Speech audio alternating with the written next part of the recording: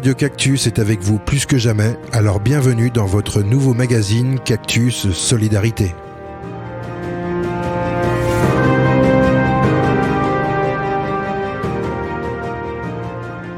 Bonjour et bienvenue dans votre émission Cactus Solidarité. Avec moi aujourd'hui, par téléphone bien sûr, j'ai Jean-Luc Paye qui est dentiste. Bonjour Jean-Luc. Bonjour. Comment allez-vous aujourd'hui? Oui, comment allez-vous?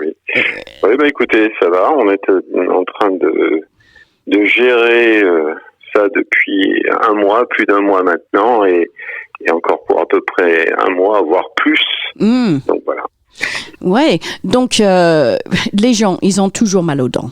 On a tous les problèmes comme ça. Donc, est-ce que vous pouvez expliquer un petit peu qu'est-ce que vous avez mis en place comme protocole pour pendant ce temps de confinement?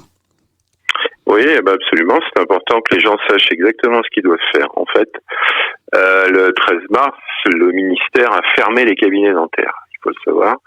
Tous les cabinets dentaires sont fermés. Et il a fallu organiser, par contre, à côté de ça, le Conseil national de l'ordre a organisé la méthode pour ne pas laisser les patients avec leurs problèmes. Cette méthode, elle est la suivante. Il faut que le patient, il a un problème de dents, quelconque. Il doit appeler d'abord son chirurgien dentiste habituel, qui, théoriquement, je dis bien, et c'est vrai pour la grande majorité des confrères, doit répondre tous les matins de 9h à midi. Il est présent. Le reste du temps, il laisse sur son répondeur une adresse email sur laquelle les patients peuvent le contacter. Ce qui fait qu'en fait, on est contactable quasiment 7 jours sur 7, 24 heures sur 24. Ok. Voilà. Donc, à partir de là, le chirurgien dentiste, il va, lui, déjà voir dans un premier temps quel est le problème, l'évaluer et voir si, par exemple, il peut traiter le problème, disons, en tout cas, résoudre le problème de façon simple par une ordonnance, en faxant l'ordonnance à la pharmacie habituelle du patient, d'accord? Soit, des fois, simplement des conseils vont être prodigués et vont suffire pour rassurer le patient. Et il y a la troisième catégorie qui est bien définie, qui est très claire. C'est la catégorie des douleurs supérieures à 7 dans l'échelle des douleurs. Ça, c'est un peu technique, bref. Mais bon, des vraies grosses douleurs qui ne peuvent être traitées que par un geste. Donc, l'échelle de douleur, ça va de 1 à 10. De 0 à 10. Voilà, et que 10, c'est vraiment, on peut plus fonctionner. Voilà. Donc, cette douleur, elle doit être supérieure à 7. Et dans ce cadre-là, enfin ça c'est le praticien qui l'évalue, et dans ce cadre-là, il fournit au patient le numéro du praticien régulateur départemental, puisque c'est organisé par département. Et ce praticien va l'envoyer dans un cabinet qui travaille, qui va vraiment le recevoir dans la journée. Ce qu'il faut bien comprendre, c'est qu'actuellement, pour traiter un patient, il faut 1 heure. C'est-à-dire que si par exemple il y a 20-25 minutes de soins, il y a en gros 40 minutes de désinfection. Le cabinet dentaire est le lieu le plus infecté qui soit, étant donné que on produit de la bouche du patient un aérosol gigantesque dans toute la pièce. Et donc, le patient suivant, s'il entrait, même si on nettoie, bien sûr, à chaque fois tout le matériel utilisé et stérilisé, mais ça, c'est pas la question. Mais l'atmosphère est complètement envahie. Donc, il faut désinfecter toute l'atmosphère du cabinet, en plus de la désinfection classique. Donc, ce qui veut dire que c'est un patient à l'heure. Donc, c'est pour ça que c'est géré comme ça. En gros, par secteur, il y a 2 cabinets qui sont de garde et qui vont prendre les urgences de manière les vraies urgences les plus importantes, les plus graves. Et toutes les autres vont être traitées, ma foi, par ordonnance simplement faxée aux pharmaciens ou par des conseils. Voilà comment ça se passe. Donc par exemple, un abcès, c'est possible qu'une course d'antibiotiques, par exemple, peut soulager le patient. Alors là, le praticien, il va évaluer en discutant avec le patient au téléphone. Si vraiment, par exemple, il est drainable, c'est intéressant qu'il puisse y avoir un geste qui permette de drainer, ou bien sinon on donne des antibiotiques et puis ça attendra la reprise des soins normaux, quoi. Ouais. Donc Voilà. toutes les interventions habituelles, c'est tout annulé en ce moment. Ah bah tout est annulé, les cabinets sont fermés, faut bien avoir ça en tête, hein. Ok. Ça a été fermé par le ministère de la Santé, donc tous les cabinets sont fermés, n'ont pas le droit de travailler, et en tout cas n'ont absolument pas le droit de toucher aux prothèses. Tout ce qui est prothèse, Ok. c'est hors de question. Même reposer une dent ou recoller une dent, une couronne, c'est hors de question. Ok. Ça fait pas partie des choses vitales, parce que le problème, c'est qu'on est dans un risque de contamination très important dans un cabinet dentaire. Oui, parce que le patient pour avec ça une que- masque, ça marche pas. Ouais. Voilà. Mm. Donc il faut, et qu'on a finalement, vu qu'on n'a pas de matériel, faut dire les choses. Et comme ils sont, hein, oui, bien sûr. Faut dire les choses. Pourquoi ils ont fait ça? Parce qu'ils sont infoutus. Ils nous ont piqué d'abord. Mm. Tous nos FF, on les a donnés d'ailleurs. Ils nous ont pas simplement piqué. Ouais. On les a donnés. Pour les hôpitaux au début, parce qu'on savait la pénurie. Ouais. Tous nos FFP2, toutes nos surblouses, tous nos trucs, on les a donnés en se disant, ils vont bien nous en renvoyer. On en a gardé un peu en disant, on va bien avoir des gardes à faire. Oui. Mais on s'est dit, bon, on va assez vite quand même nous renvoyer une quantité de FFP2 pour pouvoir recommencer à travailler. Or, actuellement, pour le 11 mai, le ministre vient de nous annoncer qu'il nous octroie 150 000 masques. Et ça, c'est pour une toute la journée. France. Pour toute la France, ça fait une journée de travail. Aïe. Bah oui, parce qu'il Voilà. faut changer entre chaque patient.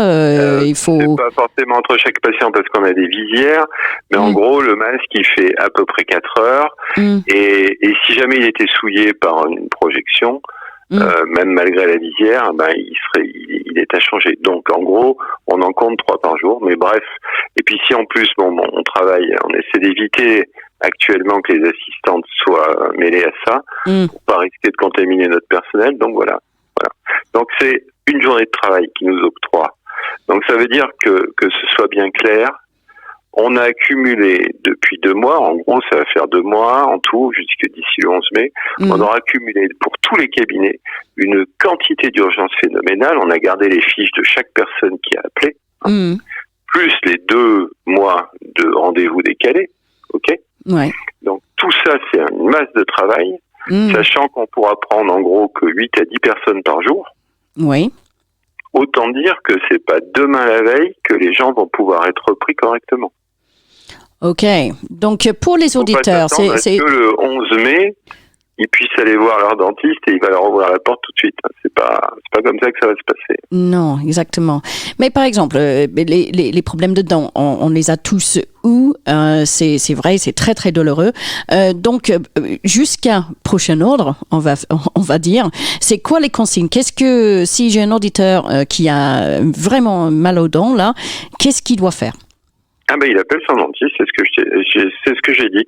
Il doit d'abord appeler son chirurgien dentiste, à lui, qui doit normalement les matins, de 9 à 12, il doit théoriquement être présent au téléphone. Ok. Ou, après l'après-midi, il laisse un message, comme nous on fait, on laisse un message avec une adresse mail, et comme ça, on est chez nous, mais on regarde cette boîte mail, et puis si on voit que quelqu'un a appelé, on le rappelle.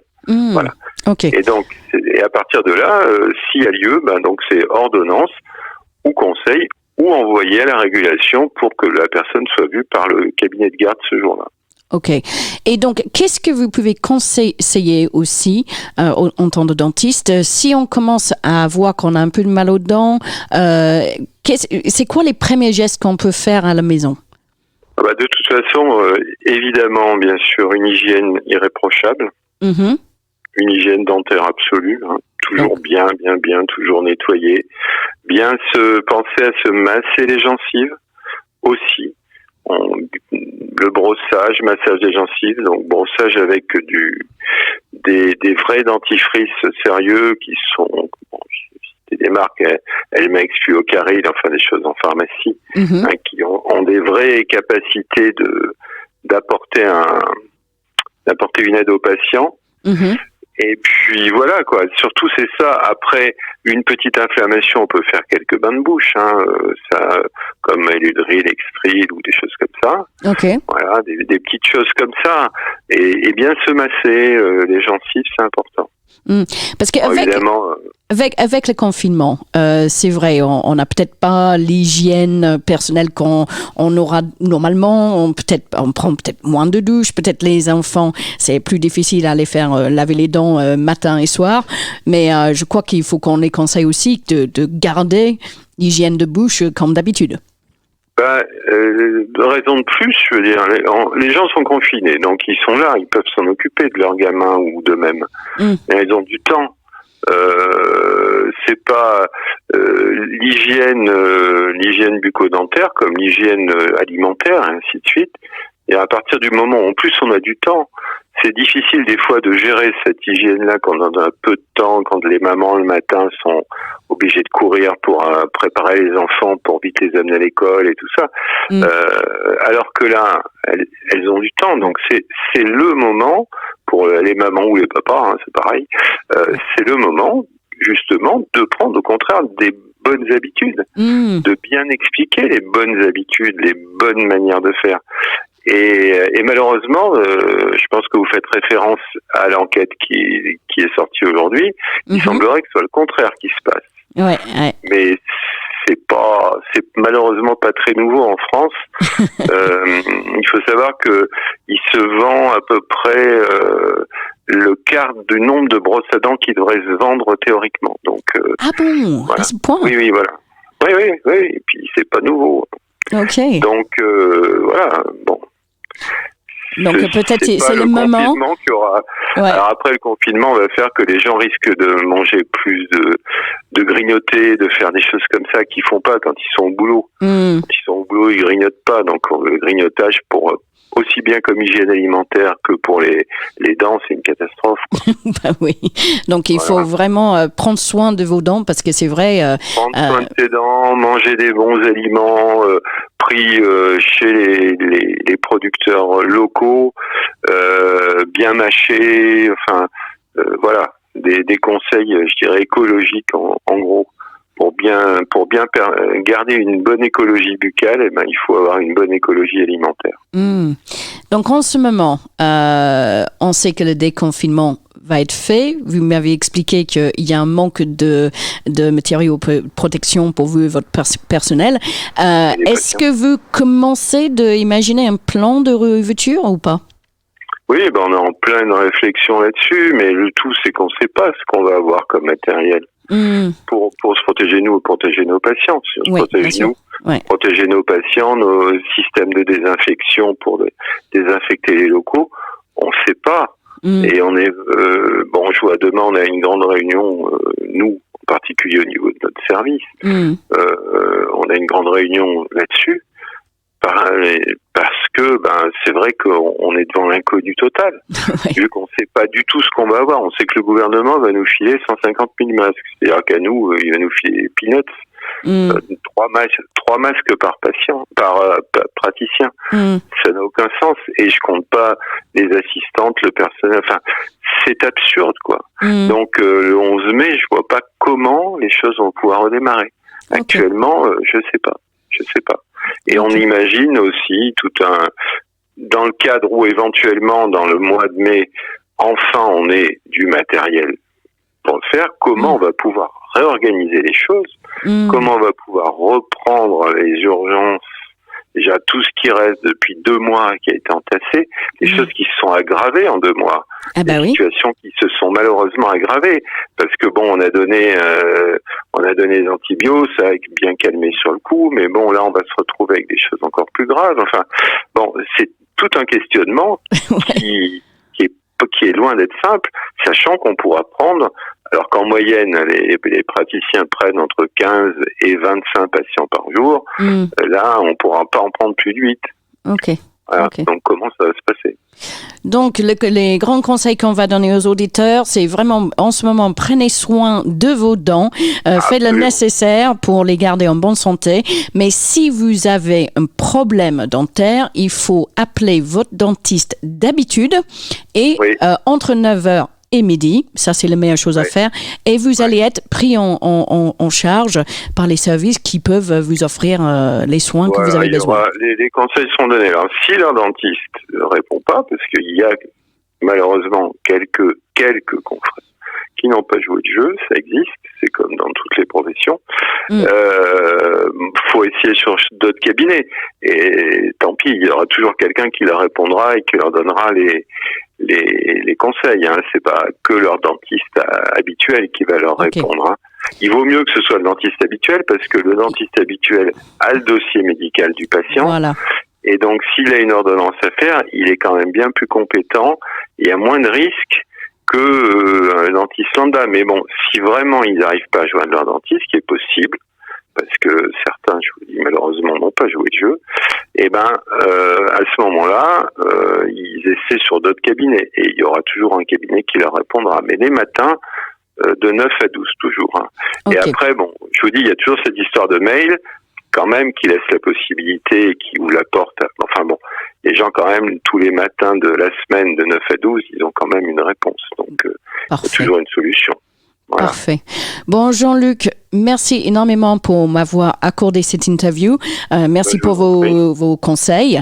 Et puis voilà, bon, tout le monde, vous savez qu'est-ce qu'il y a à faire. Vous avez un problème de dents, contactez votre dentiste d'habitude entre 9 le matin et midi. Brossez-vous les dents au maximum. Voilà. Et ne grignotez pas. Oh, ça va être dur, celle-là. On va tous retourner au travail avec plus de kilos. Mais bon, ça c'est une autre émission pour un autre jour. Jean-Luc, merci beaucoup et merci. À très bientôt. Au revoir. À très bientôt, au revoir. Retrouvez Cactus Solidarité du lundi au vendredi à 7h30, 11h, 15h et 18h. Vous voulez témoigner, parler de vos initiatives, vous avez un message important à faire passer, alors contactez-nous au 03 85 25 18 77 ou par mail sur radio-cactus@wanadoo.fr. Restez chez vous en écoutant Radio Cactus 92.2.